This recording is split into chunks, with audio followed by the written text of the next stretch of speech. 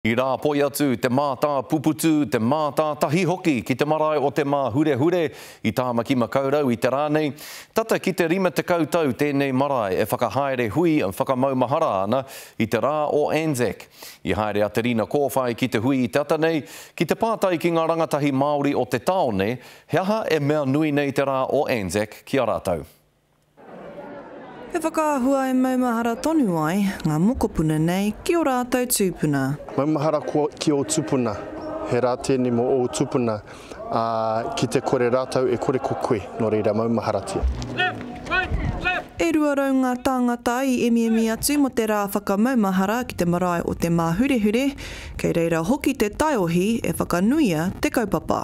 Kia ora nei sirohanga ko te mea nui e pāna ki tēnei rā, ko te whakamarama ki ngā rangatahi a rātou nei whakapapa, ki a rātou ko whiturangi tia, mai te whawhai mō rātou, kei te ako, kei te haere ki te kura, kei te i enei rā, nō reira tērā ki au te mea nui whakahira.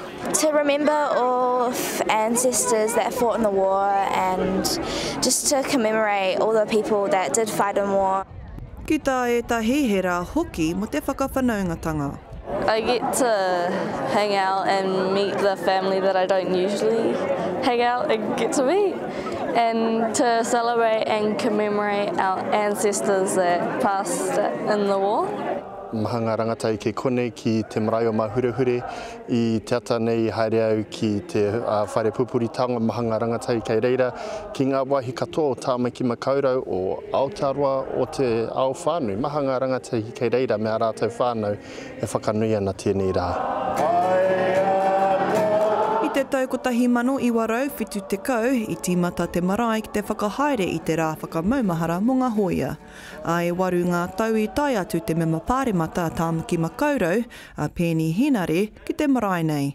Hei tāna me aki tonu tātou i te hunga taiohi. E te tini o ngā tai tamariki ki te atu au ki roto i ngā mahi whakahaere i te rangi nei. Meri ko te mate ke me tini ke atu te hunga rangatahi.